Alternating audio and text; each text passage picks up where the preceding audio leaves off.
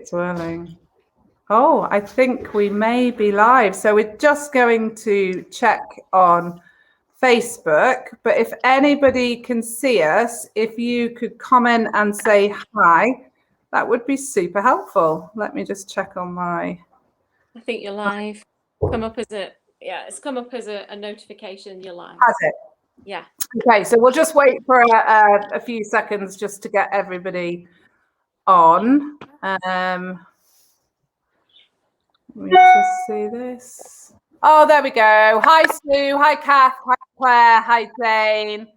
Jane, I thought you were going to be late, but you're not. Oh, thanks, Ginny. We're live. Hi, Dana. Says hi, team, to Gem. Tessa, hi. Karen, hi. And hi. Everyone can see us all. Hi, Jane. And can everybody hear us okay? I would think so. But if you can't, just ping on the comments so that you can let me know. So welcome everybody to the, is it March? I've totally got lost with this whole COVID thing. It's March, isn't it? I've got to say hi to my mum. Hi, mum. So welcome to March's clinic. I'm back by popular demand. I'm very, very pleased to be joined again by Dr. Tracey Cole and Gemma Moss from Gemma Moss Equestrain. And we've been kind of chatting, haven't we, about it's all kind of opening up, and we just thought that we were kind of feeling a bit like, oh, that's all a bit bizarre that we're going to go out again. We thought that potentially some of you guys might be feeling like that as well. So I asked Tracey and Gemma to come on, and we were just going to have a chat about getting out and getting used to our new normal.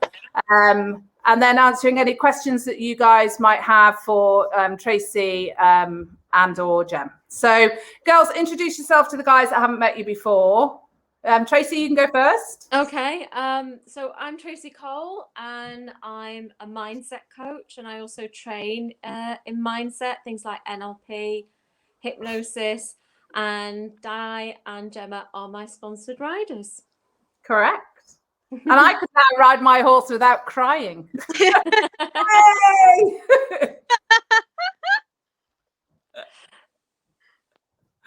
Great. And Gem, introduce yourself. We all know you, but just for the people that don't.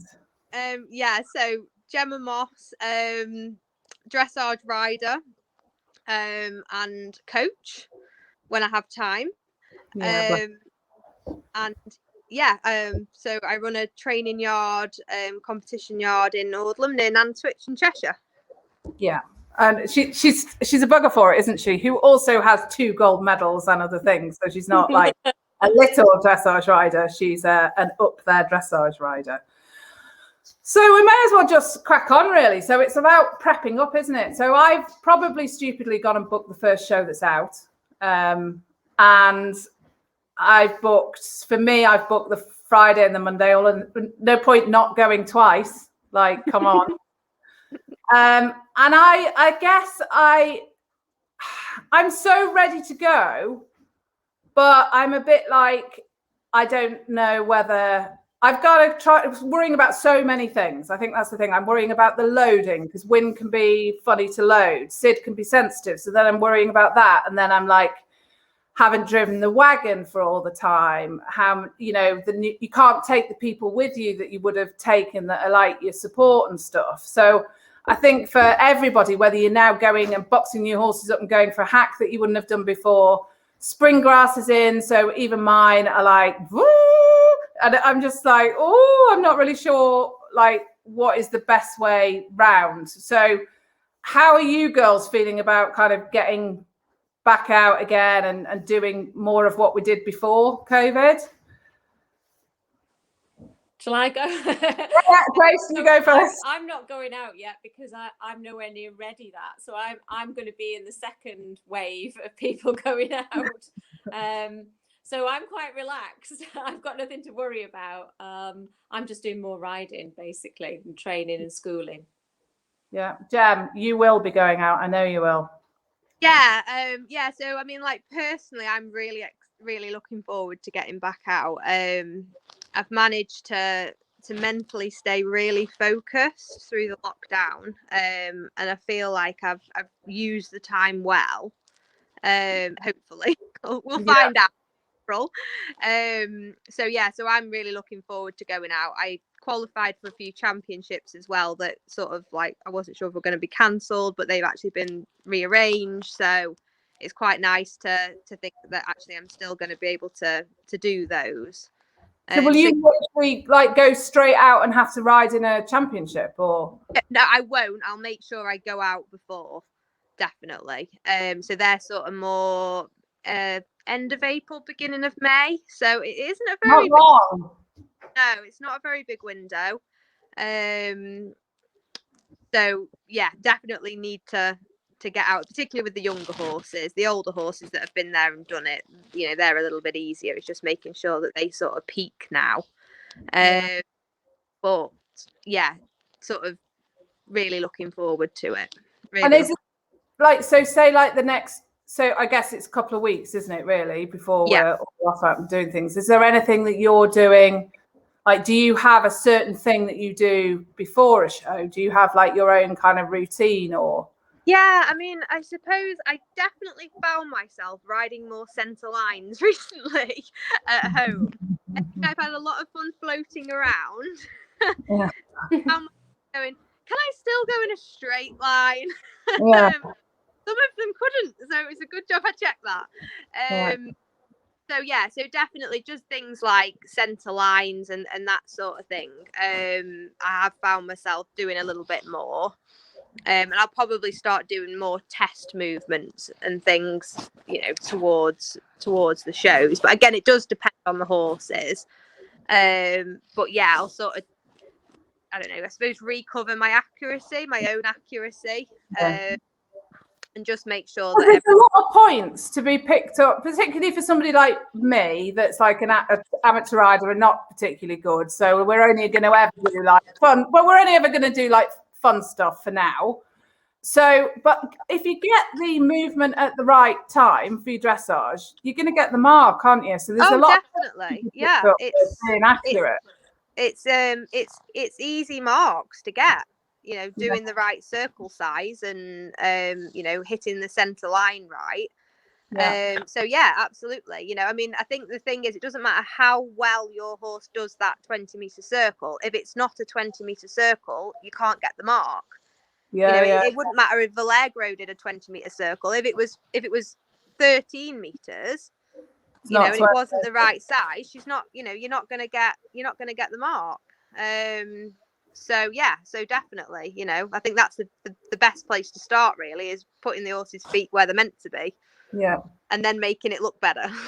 Yeah. And are you worried about that? Because Mark's just made a comment. You know Mark Cram anyway, because he's got qualifications as well. Yeah. And there's a lot of people in the same boat. You know, they haven't got much time to practice and get ring craft now. And obviously not everybody's got a menage or an arena, and they might be practicing or not be able to get out to an arena. Mark's saying hopefully the judges will be a little bit softer. I think the judges are going to just be pleased to see everyone out. Yeah, I mean, I don't know whether I'd bank on the judges being softer. Definitely not in British dressage. But yeah, you know, hopefully that they're going to be looking forward to getting out. I mean, I'm sure they do. They don't get a lot for doing it, so you know, I'm sure that they enjoy what they do. Yeah. But yeah, you know, I mean, it, like I say, it must be really hard if you can't get out to use an arena and your sort of first chance to do it is at a show. You know, I can really appreciate that's difficult. But you know, in an ideal world, you just try and hire, you know, or use a friend's arena, or just get to an arena, before you go. You know, because one sort of practice like that can make a big difference. Yeah, definitely. It's about how you feel as well, isn't it? I mean, and a lot of this kind of what we're skirting around is the way that you prepare for something. And I know that I've had some help with that. You certainly had some help from Tracey with that. Are you happy to tell everyone how Tracey's helped you, and then Tracey can kind of expand on the preparation? Yeah, no, definitely. So, you know, things like having a plan and how to cope if that plan doesn't necessarily go as you'd imagined. You know, because that's a big thing, you know, particularly for, I think, like people that do dressage, we're perfectionists. And I think that's why you do it, You're not the gung-ho event, cross-country riders. You don't enjoy that thrill, but what you do get off on is being a perfectionist in those silly whiteboards. So yeah, I think that sort of does, that is like how you are all around, so even into the preparation the day before and things like that. So yeah, it's definitely like that's really important, is being able to deal with the unexpected, right up until while you're in there. Have you got like a set plan then? Like literally lucky knickers, you know what I mean? Lucky socks or whatever, probably not. But do you have like a set plan? Yeah, I mean, with certain things. So I sort of say I'm a little bit OCD with the horses being clean for a show, and allowing enough time in the morning. So I personally plait up in the morning. It doesn't matter how many horses I'm taking, I will plait them up in the morning. And the tack needs to be clean the day before. I cannot cope with worrying about cleaning tack on the morning of a show. Even if I'm not leaving till 3 o'clock in the afternoon, I don't care. I can't do it on the day of the show. It's got to be done the day before. Things like leaving the travel boots outside the horse's stable, the rugs, everything. Just leave everything that you can ready. I never ever leave my tack in my lorry the night before for obvious reasons, but I make sure it's all ready in the tack room in a little bunch, so it can literally just be grabbed. Things like I only have one set of spurs for every day and for shows. Now that's a really easy thing to forget, because I do have a show kit, show boots, show jobbers, so it'd be dead easy to forget to put my spurs in. So that's one of the little things I must do the day before, or I can't sleep. Thinking I must remember to put my spurs in. So in those ways, I can't leave those things until the day of the show. No. But yeah, as far as lucky knickers go, I haven't found a lucky pair yet. I'll let you know, but I ain't lending them out. I'm keeping them on eBay. Please do. But Tracey, I know that, and I know that Gemma's happy to share this. I know that you worked with Gemma quite extensively around preparation, didn't you? So can you kind of talk to everyone about how that can really put you in a good place, ready to kind of go? Yeah, I mean, from a mindset point of view, it is all about being calm, isn't it, on the day? Yeah. So if you're going to be a person who is going to forget something, or you're frightened that things aren't going to go to plan, then it's good to prepare in advance, because all that buildup of anxiety is never going to help you. It's going to sap your energy, isn't it?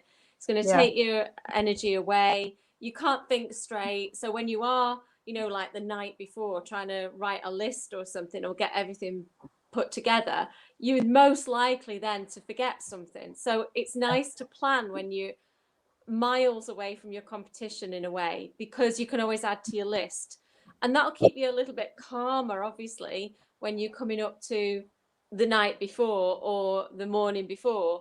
And then it gets to be a habit, doesn't it, if you always do things in a certain order. And our minds are geared up for habits, and they're made to make things easy and automatic, so we don't get things wrong, so we can repeat them. So the anxiety at that level drops, and then you can really concentrate on what you're going out to do. You're going out to have fun, or maybe you're going out to win, or just be there, whatever it is.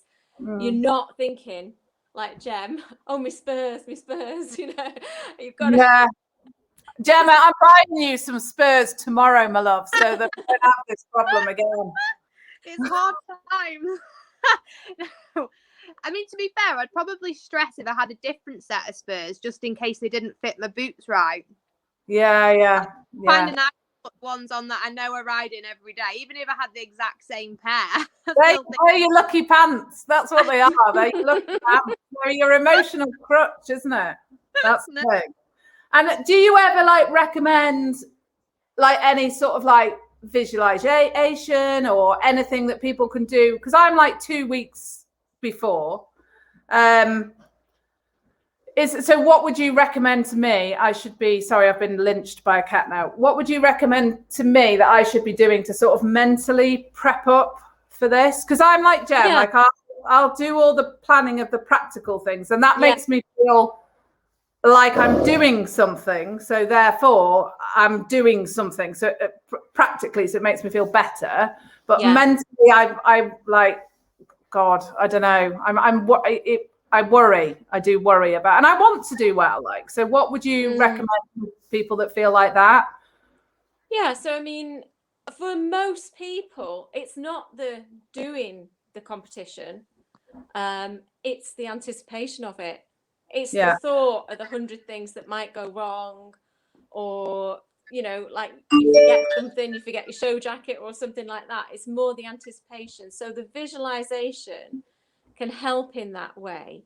So what I would be doing, probably even before 2 weeks, depending on the type of person that you are, if you're going out regularly, which nobody is at the moment, but if you were, you know, there's less that you need to do because you're more prepared mentally. But probably starting roundabout now, if people haven't started beforehand, if they're going out as soon as the doors open, or if they're going out sometime a bit later, you can't start too early. The thing to do, like you say, the visualization, which I'll explain in a sec, is to keep it short and sweet so it doesn't become a chore. Because if it's a chore, if it takes you half an hour, you're not going to do it. Even though you know it does you good, either you can't fit it in, or you're just going to be bored by it by that time. So if you can think of something to do that's quick and easy, and like you say, the visualization is an easy one to do, because you know 99% of the time you know the venue you're going to, so you can visualize what you're going to be seeing. But visualization isn't just seeing stuff. So it's not just seeing yourself do the test or the round or whatever you're doing. Put the sounds in, even if it's just footfall, because there's not going to be a lot of sounds around at the moment because there's not very many people. No. But even if you just put footfall in, that helps. And then if you put the feelings on, the feelings that you would like to have. But, you know, you can even do the kind of movements that you would be doing. So you could actually physically move your body as if you were riding, even though you sat on the sofa. Or you can think about which muscles would be tensed up, which ones would be relaxed, where are your hands, where's your head, where's your chin, and thinking about that would work. Well, like from a neurology perspective, that works because that's going to put something into your brain if you physically do something, isn't it? Yeah. It's like a memory, isn't it? It's like a muscle memory, and it's a habit. It's an automatic thing if you keep practicing it. The nice thing about visualizing is not only are you going through the motions, and always do it so you're looking at the horse's neck, if you like. You're not watching yourself, you're riding. You are riding. Oh, okay, that's a good tip, because a lot of people say with this visualization that you're watching yourself do it, but you're saying watch like you're sat on your horse and seeing your horse's ears in front of you. Okay, good tip. Because you're getting more real. You know, that's what your mind is gonna see in reality. It's gonna think, oh, I know this. Oh, I remember this. You know, we got like 99% when I did this last time in my head. And so there's that familiarity really helps. Another thing with the visualization is that lots of people do it in slow motion because they think, I want the precision. So whatever kind of riding they're doing, they're doing it in slow motion so that they can think about which muscle am I moving, where am I taking the horse, what transitions am I making. The problem with that is it's not real. You don't ride in slow motion. You ride and things are happening all the time. So you might want to just start to think in slow motion and move in everything in your head into little movements and, you know, micro kind of steps. But when you're really visualizing, visualize it in real time. Okay. So don't slow it down. So if, you know, don't be sailing over your jump in slow motion. Save that for Insta or something. Don't in your visualization, do it in real time. Yeah. Do you do any visualizing, Gem? Because you've obviously been in massive competitions, haven't you? Yeah, I have done loads with Tracey in the past, but for me, like massively visualizing it going right can sometimes be difficult. So yeah, I've worked a lot with Tracey, like just getting rid of the negative, what I think's going to happen, you know, and really focusing on how I want it to be. You know, I think that's really important for me. The other thing that I've just remembered that I do, it feels like a long time ago now, but it's ages, isn't it? I have another small OCD that when I get to shows, and it doesn't matter whether I've been there 100 times, I have to go and run through my test stood by the arena that I'm going to do it in. I absolutely have to, and it stresses me because you'll know, like letters, you know, depending on where you go, they can be high up, they can be low down, they can be small, they can be massive, they can actually be quite a way back from where you're riding, depending on where you go. And I feel like it just helps me with accuracy as well, sort of knowing what the letters look like that I'm going to be riding towards. Whether I'm going to struggle to see them sometimes, because like if they're flat against the wall and you're riding up the long side in an indoor, it can actually be really hard to see where B is to turn off to do your circle, because you don't see it until you're on it. So I always do that. I always allow time to go and do that. I mean, hopefully you can still do that, you know, with the restrictions for COVID and social distancing, or else I don't know what I'll do. You should. I think you should be able to, because you should be able to. From the last time that we went, and having had a quick look at the rules, I think you can. It's more about how many people you've got with you and stuff, isn't it? I think you can do that. Do before, definitely. But yeah, like that's a big thing, right? Really, I think for me anyway, you know, just sort of knowing what the arena looks like, running through the test, stood right by the arena. And ideally I quite like to do it like behind the judge at C if I can, I mean, or at the side, but I don't know, it just like the way, or at A, you know, and then I ride it as if I'm riding it and sort of run through it like the horse. But yeah, and then like when me and Trace have had sessions before the show, specifically focusing on a test, I will then try and put myself in a quiet corner by the arena and go over what I've done with Tracey. You know, I mean, I can look like the crazy lady. I mean, me and Tracey have done this one where I had tap a knuckle. Right? So you see me stood in a quiet corner tapping my knuckle. By the arena. It's all down. I'm not completely insane. But yeah, so I think, you know, definitely going and sort of being where you're going to compete is a big one, a really helpful one. Yeah. And would you say for like, I mean, I know it's different at your level, for say, just for advising people that don't ride at your level. See, this is a bit of a contentious one for me, so it'd be interesting to see what you girls think. So I'd always been told you never learn the test and you never practice the test, because the horse will then anticipate the test. So I've always been really stressed that I can't learn it because I haven't done it. And like you guys know, I'm quite severely dyslexic, so I find some things quite difficult. So I can't kind of put it into context. But the last time, many moons ago, when I went out in that break, I learned it. And do you know what? I did practice it. And I felt so much better, because when I went in, I knew what I was doing. The horse knew what I was doing. And it was almost like, oh, okay, that's what we're doing. So even though she was looking at a few things, it was like, oh, I know what we're doing now, because we've gone down there and we've turned right.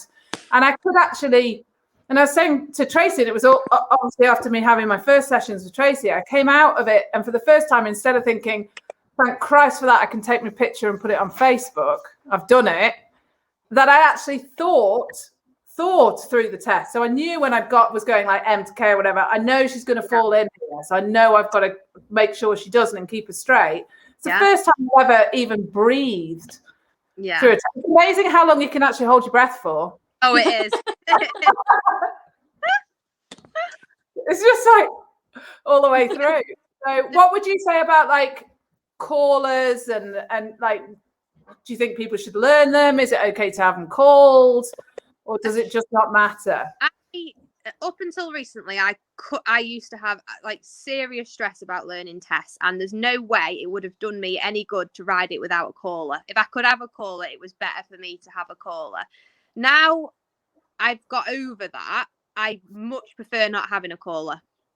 Okay. But you'd have asked me that question maybe 2 years ago, maybe a bit less than that, I would have said it would be no good for me to stress about learning every test that I've got to ride. You know, I can force myself to do it when I've got to do it, but a regular thing that would not help me ride better. And it wouldn't have done. It wouldn't have helped me ride better. So I think if you feel like you want a caller, have a caller. Yeah. You know, it's not going to do you any good stressing about learning it if you find that difficult. No. And do you think part of that, some of the mindset work that you've done, Gemma, do you think some of that is like you having more confidence in yourself? Definitely. And I think like I still like have a slight wobble now if I go wrong. Like I think it was like, well, it wouldn't have been last year, it would have been the year before. And there's only one pre-St. George test, right? There's not like 10 or whatever like there is at novice. So I should know it. Anyway, at the high profile, and I went wrong. Oh no. Now, like, it's not a big deal. It was fine. I still got a good enough score. But Jack gave me a bit of a wobble for the next 2 shows, but then I got over it. So I think I just kind of get over stuff quicker as well. But yeah, I think having a bit more space in your head, which is what I've learned to have with Tracey, has sort of given me, I don't know, enough time, enough confidence. I don't know what it is, but there's enough time when I'm riding around to think about where I'm going as well. But yeah, as going back to practicing the test at home, that's another thing. I think like if you don't need to do that, then don't do it. Don't run through the whole test at home. But if you feel like you want to, do it. You know, that will help you. It's not gonna, it's not gonna harm. If you're nervous and that makes you feel better, that's only gonna make the show go better. Yeah, that's very true, isn't it? And what about like, I know, what would you say for like prep up for horses that haven't been out for a long time? Like, I mean, I've just been schooling and a bit of hacking. I mean, I don't know what else.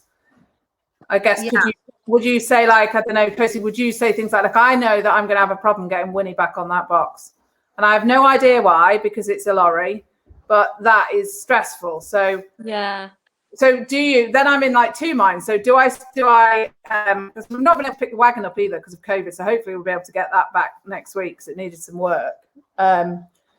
So do I then practice loading her now? But then if she won't go on, then it's going to be a real problem. Like, what is like? I don't know. Like, should you be like running through stuff like that if you're worried? I don't know. What is the best prep? If they've not been. Well, I suppose from my point of view, because Gemma will be able to give you lots of practical hints and tips, but from my point of view, anything that's going to take away the slightest bit of energy and wear you down in terms of anxiety before a test, we need to kind of lower that and get rid of the distraction. So if it was me personally, again, Gemma's the expert probably, I would practice it, even though you saying that she's bit troublesome, you might have trouble the first few times, and that's probably going to go around your mind a little bit, but it's forming these habits, isn't it? But it's having loads of time beforehand, not rushing things. What happens, I mean, you'll know this, Di, but in the mind, if you start to get flooded with any negative emotions like fear and anxiety or stress, all logic disappears, doesn't it? That prefrontal cortex just gives up. It was gone. So you've got the frustration then because you can't think straight, and you're not going to be able to get the horse on necessarily on the day easily. It's going to be lunge lines at dawn, isn't it? It's going to be everything. So I think personally, from a mindset point of view, it's nice to have that in hand, even if it's just walking on and off a couple of times each day, just so that you think, actually, this is getting a lot better, and this is one less thing for me to worry about now. Yeah. And is there, like, from like prepping the horses up, Gemma, are you doing anything different? Are you doing anything different than you would do because you're coming out of lockdown, or are you just in your normal zone of what you'd do? Yeah, I mean, for me, I've like, and again, I've been lucky enough to be able to sort of keep going the same, really. So they're all fit enough. If they had a slightly quieter period, then I would definitely be increasing that now. You know, you want to make sure that your horses are, you know, physically fit enough to go and do what you want to do competition wise. I mean, if you haven't ridden your horse for the whole of lockdown, riding it for a week now before the show ain't gonna go well. So no, the answer to that is that I'm probably not changing too much at the minute. They are sort of fit enough to go and do. But I mean, I've been hoping and praying for this 29th of April for weeks. So I suppose I've been chomping at the bit for quite a while. It's not been easy though, has it? That's the thing. No. And I guess if you're like prepping up, and I know not everybody, you know, that follows the page and whatever, not everybody, you know, rides dressage, but I think all of the tips and things are very similar across the disciplines, aren't they? Even if you're going out for a hack and you've not done it for a while, or I mean, my worst nightmare is blinking hacking. I hate it. I know I have to do it for the horses, but I hate it because I hate the traffic. But I guess it's about, is there a degree of that kind of controlling the controllables, Tracey, with that stuff? Is there, yeah, you know? Yeah, and like you say, at the end of the day, it's good for the horses, and you know that, so you feel good. So your mind gets part way on board, knowing that there's a reward for you, that the horses are going to be, you know, whether some people find that the horse are just more relaxed, they're more used to distractions, or whether you're working in like harmony type of thing, like natural horsemanship type of relationship with your horse. But yeah, definitely it is control the controllables, and take things really step by step, really little steps. If you're nervous of hacking, or you're nervous of going out on then instead of doing the whole hog, you know, going out for a 3-mile hack, why not just go 100 meters? Yeah, you know, who cares? You go 100, or you can go 50 meters and come back and just build it up. I used to do it lamppost to lamppost, that kind of thing, or maybe that lamppost or that telegraph post or something like that. And you know, you still get the sense of achievement, but again, you've not flooded your mind with the anxiety and fear. You've remained calm because you're thinking, oh, it's only 100 meters. I mean, come on. And so you're nice and calm. You can do it easily. You feel good about it when you get back. You're like, I've done that today. And then the next day I've done 110 meters, you know, woo. And it's the same with the competitions, isn't it? If you're going out, but you haven't been out for ages and you're a bit kind of antsy about it, go and see if you can hire somewhere that to hire an arena, or go to a friend's arena. Or if you know the place that you're going to, you know, the people who run it, they may be amenable to you going when everything's finished and just going in the collecting ring, just to, you know, hire that for a few moments.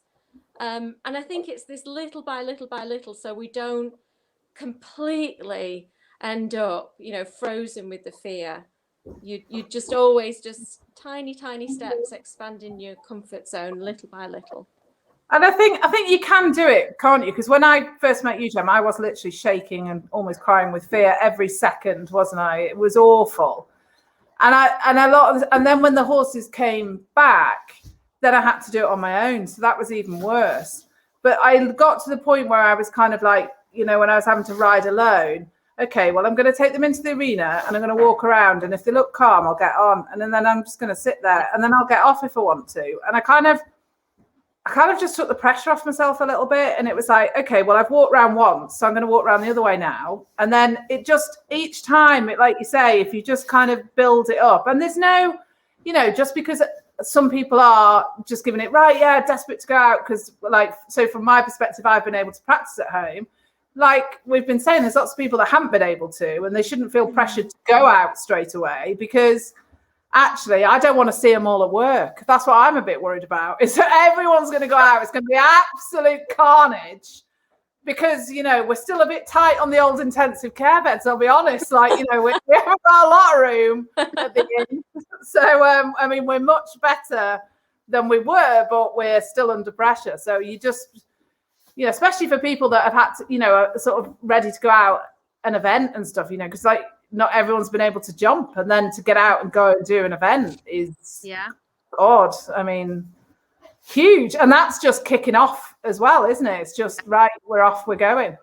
So I guess, I don't know, I guess from my perspective, I would always say just like go with what feels comfortable, like you girls are saying, you know, and don't overstretch yourself just because you can. Yeah. You know, I think what you said is right, Di, because you said, you know, you probably set out to go around the arena on, say, the right rein once, but then you stretch yourself naturally. It wasn't something you were planning on doing, but you found no, I wasn't there. And that's what happens, isn't it? It's like the 100-meter hack. You think, oh, I'm all right. I'm going to go 200 meters. And so, but if you set off thinking, I'm only doing a lap of the arena, or I'm only doing whatever it is, you kind of give yourself permission to relax, don't you? Because you're like, oh yeah, because it's nearly but done. You always end up doing a little bit more anyway. Yeah, it does make a big difference. And what about like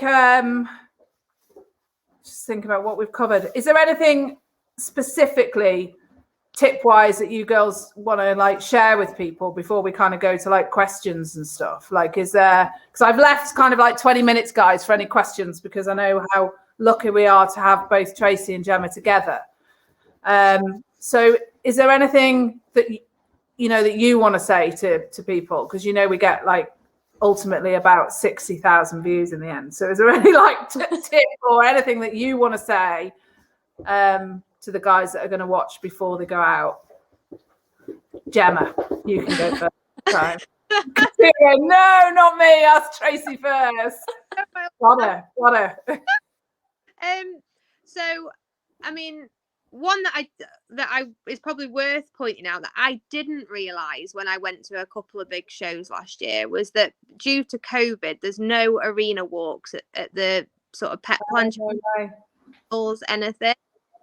Which I didn't know until I got there. So that's something to bear in mind. If your horses haven't seen flowers and, you know, banners and things like that, they're not going to get that half an hour walk in the morning before your test to go and see that.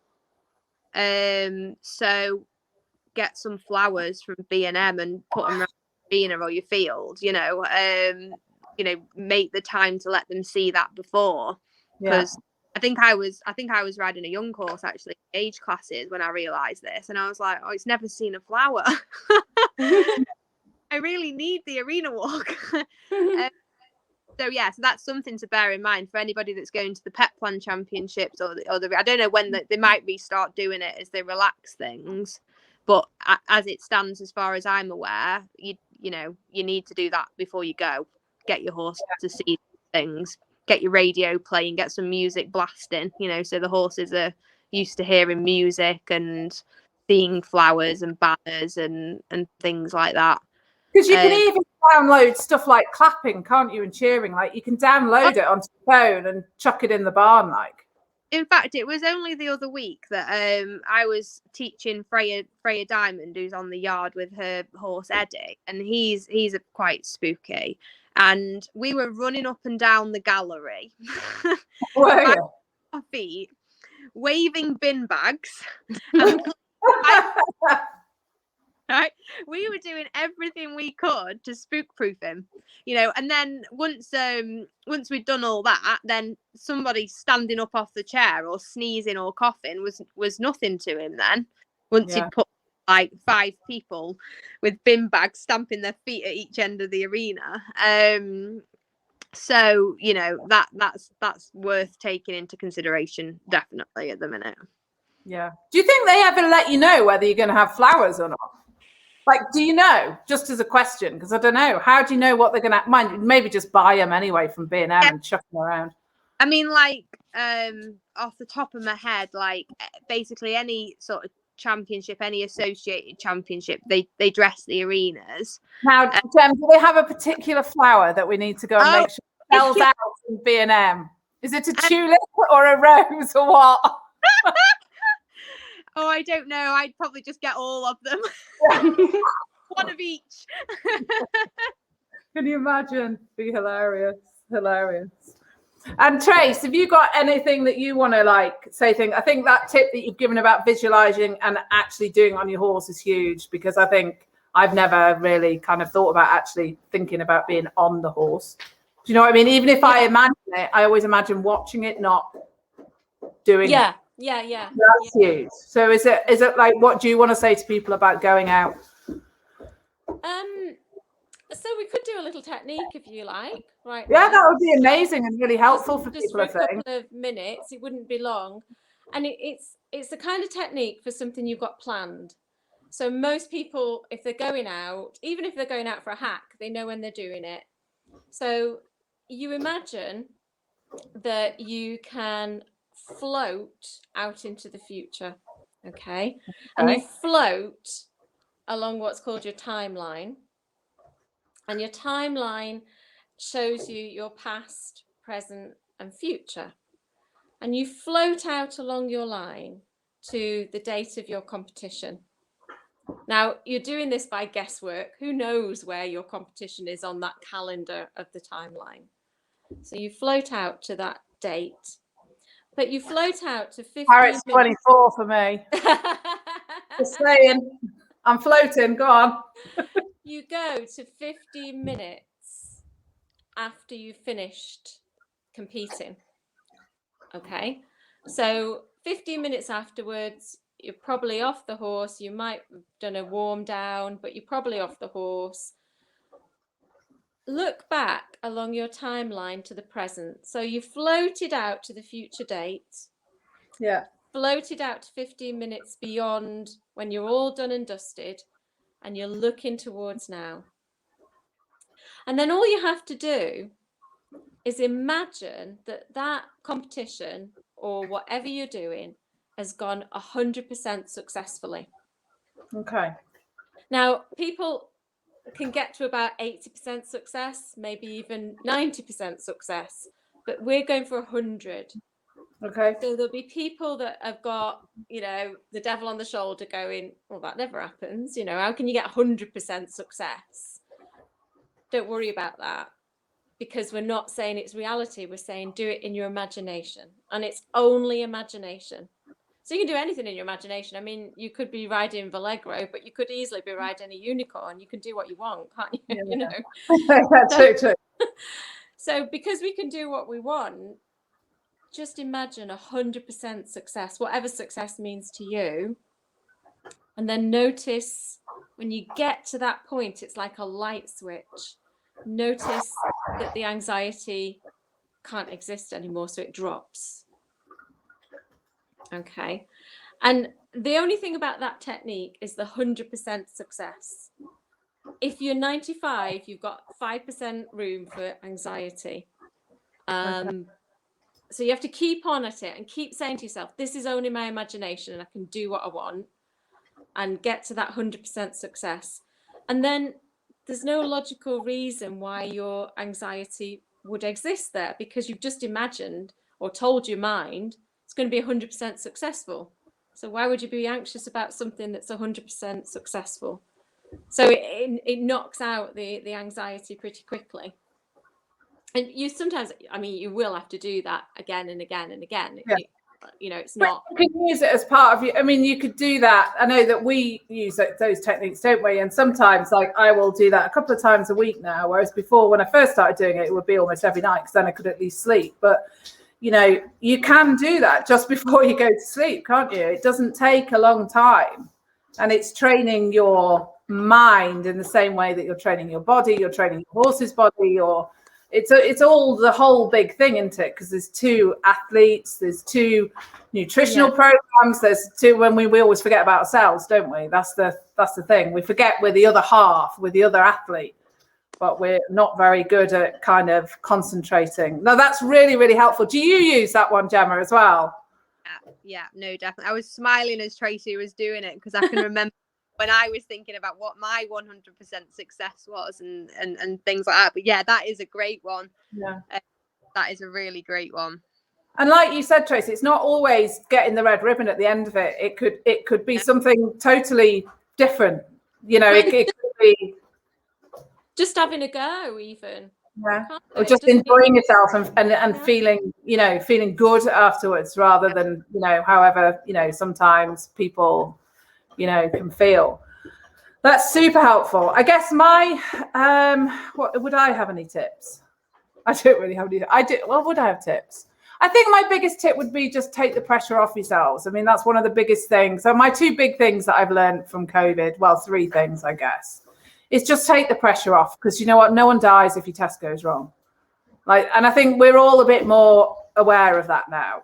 Just take it for what it is, and it is important for people massively, but it's not that important in the grand scheme of things. And we are all still very lucky to be out having these horses and riding them, and just try and enjoy it for what it is, and kind of stay in the moment, rather than just beat yourself up about how it should be or how it could be or how it might be. That's still that bit of that day of that life that you're in, isn't it? So you may not, but by the grace of God, we get the next one. So that's all a bit philosophical for me. It's COVID, you see. It's done me in. And then I would just say, prepare. Just prepare. If you don't, like Gem said, if you don't clean your tack until the morning, and you've got a plan, and you've got to do this, and you've not started the wagon the day before or whatever, you've got potentially so many things that could go wrong. Your mind's going to be woo. And I guess the only other thing that I would say is that big thing about it is 2 athletes. Even if you're doing it for fun, I'm only doing it for fun, but my God, the amount of time and effort I put into the care of the horses, I don't even do a 10th of that for myself. Well, you don't though, do you? I mean, think about what you do. You're measuring out the feeds, and when do you actually ever do that for yourself? Maybe you guys do. I don't. I'm just grab this, grab that. So I'm trying hard at the moment to kind of fix that. So we've got gazilles of questions, girls, and we've got about 10 minutes. So I'm just going to go through these and see what there is on here. So if you've got any questions, guys, now is the time to get them in. Yes, Winnie does look a lot more interested than Bamba was. Bamba went to sleep at the back. Oh, okay. So Yvonne says she does the same as you, Gemma. So she doesn't have to necessarily run through the test, but she'll go and have a go and study the arena to get ahead where the markers are. Do you know what I had never even thought about? And do you know, that is a massive tip for me, because I don't wear my glasses when I'm riding, because they slip and they steam up because I'm huffing like some kind of unfat elephant. And I'm just so unfit. I'm better now because I've been working on it. But then they steam up, but I can't see the letters anyway. But if I was trying to, I wouldn't know where they are. I mean, I can't tell you how many times I've had. I think Gem Dullock went out with me to one, and then she's literally turned left, I turned right, and she's literally turn right, and I'm I can't even see the letter. I did go around and think, was it a K? Why is that there? How is that there? Honestly, so yeah. Massively think about where the letters are. Dana's on, and she says she was your chief caller for a while. She was. Anne says she always appears to need to go to the toilet just as the bell buzzer goes. Correct. How many wheeze do you do? How many do you do? I do 50. Well, so I have to allow time for me to go for my wheeze when I get there. I have to plan that into the morning. I cannot do sitting trot. I have had a baby, so that is use, but I cannot do sitting trot if I need the smallest wee. So I have to get off many times in a warm up to have a wee. Have you got off in a warm up as well? Oh my god! Off. Literally, I've literally got to wait. I've got to get off. I can't concentrate. I've got to wait, hold the horse, run to the toilet, jump back on, straight in the ring. Like that is that's hilarious. Do you know what though? I always use, like, if ever I've done any of my exams, or, you know, because like in medicine you have to do like oral exams where they bring in pretend patients and stuff, and then you have to pretend and whatever. I've always deliberately not gone for a wee so that I'm absolutely like trying not to jig, because then I can't get as nervous, because all I'm thinking is, like, okay, I'm really concentrating, having also had children. Sure a long time ago, I cannot wee on the floor in this situation. So I think because of the hours of operating, like, and not being able to like wee, drink, eat, I've got a strong hold. Oh my god, you can turn it round the other way to work with it. I'm not sure I could withhold sitting troughs. That would not happen. It would not do well for me at all. It really wouldn't. Oh god, hilarious. So Mel's off to hunt out the lamppost tomorrow. Mel Wood. That's a really good idea. Honestly, I literally, apart from, I must admit, you know, hands up, I did have a bit of vodka as well on the first few times I got back on the horses post-op. But yeah, it was. You've got to do these little goes of doing it. Gemma Christie, who has a lovely warm blood that she show jumps. She was honestly, she was on fire just before COVID. She's got this lovely horse and just doing really, really well. She says she's stepping down a few levels for her first shows to get the confidence built up a bit before going at newcomers again. Yeah. Totally makes sense, doesn't it? It totally makes sense. Andrea says really, really helpful. Hold on. Good technique. Yeah, Andrea. Yeah, remember this one. Yeah. So there's loads of tips and stuff you do on your page, isn't there, Tracey? There's loads of tips and stuff. If you follow Tracey on Instagram, she does loads of stuff on there. Sue says, any tips for the eek moments when something happens and you tense up without thinking, on how to relax quickly, even though the horse is still tense? Ooh, relaxing really quickly. When wide eyes, you always say to me, Trace, wide eyes, that works. That's a good one. That's a really good one. I was going to say, yeah, breathe, but sometimes you just can't breathe either, can you? So if you can soften your vision, and widen your vision, I'm doing arms outstretched, but you can't see me. But if you can widen your vision, I'm here trying to sort of doing this, trying to make my eyes go wide. So instead of I do. We focus on the horse's neck or head, don't we? Yeah. And when you get nervous, you do it even more, and your vision comes right in. But if you can expand it, just soften. There's a quirk of the human brain that you can't have soft vision and anxiety at the same time. So it's mutually exclusive, one or the other. So if you can do it, if you've got the wherewithal to do that, I mean, it takes practice, and it's best to practice like all these things before you start going to compete. Then it's a really nice one to do. Oh, so show us your soft eyes then, Gem. Your wide eye. Yeah, it did. Oh, that's awesome. That's a really good tip, because sometimes, like you say, you can't, if they do suddenly go, you're like, and you do the worst thing, because you what you can't do is pull up, isn't it? You almost need to push them forward as well. And I still think that's the most bizarre thing in the world, that when the horse is kind of, you've got an issue with the horse and actually you want to push it forward, and it's the last thing you want to do. You naturally want to kind of grab on, don't you, and stop and pull, but you've got to push it out. It's just like, it's almost asking you to do the reverse of what your sort of brain is telling you to do. But that's a really, really good tip, especially now that we know that Gem's used it as well. That's amazing. All the time, that one. Maeve, correct. Winnie does have a new Kentucky rug in navy blue. It's very beautiful. And she deserves it, getting her cancer leads. It was a present. Sharon has lucky pants. Any of your pants are lucky. I've never ended up in A&E wearing good pants. Is the thing you see in A&E, or is it just me? I cannot tell you how many times I've had people say to me, "Oh, if I'd have known I was going to have an accident, I'd have worn matching bra and pants."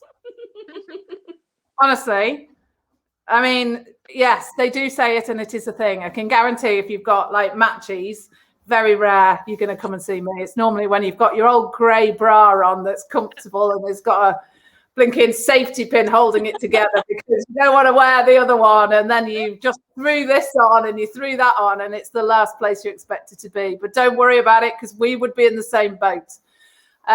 Maeve says brilliant tip about the vision. Sue says thanks for that, it's amazing. Oh, Andrea says, Tracey, do you mean widen like your peripheral vision? Yeah, I mean your peripheral vision. Yeah. So you're still looking in the same direction. You're moving your head and everything. It's just that you're really softened everything, and you've got nothing in focus. You're just looking really, really wide. No, it's a really, really good tip. Anne says, my mother always checked that my sister and I had decent pants on before we went to a competition, just in case. She was a nurse. Perhaps she'd seen too many sets of bad underwear in A&E. I think that's probably very, very true. Bless her. Hilarious. Right then. So we're coming up to the hour where it will cut us off. So thanks, girls, so much. Honestly, it's so grateful for you coming on. And I know it'll be really, really helpful for people that are, just about getting ready to go out again or think about. Obviously, you guys are freely available on social media. So tell us where we'll find you, Tracey, if people want to get in touch with you about mindset and all of the similar like. Where would they find you? So they can find me on Facebook or Insta, and it's all the same. It's at Tracey Cole NLP. Perfect. And Gem, for people wanting to follow your journey, where are they going to find you, my darling? Yeah, so on all platforms, it's Gemma Moss Equestrain. Yeah, that's brilliant. So thank you so much. And thank you so much for everybody that's logged on and supported us. We really appreciate it. The lovely Camilla from Premier Performance, which we all use the cookies. We all use the cookies when needed. So she has done a giveaway. So if you guys want to enter that, you just need to tag a couple of people, and then we'll pick somebody, and you've got 3 sets of, I think there's some Carmen cookies, some powder, and some human cookies all coming to one of you lucky followers. So really, really grateful for Camilla for giving that out as a giveaway. But thank you so much. I'm sure we will find Gemma and Tracey again on Rider Clinic, but a massive thank you for them to coming on and supporting. And we will catch up with you very soon. Bye. Thanks. Bye. Bye.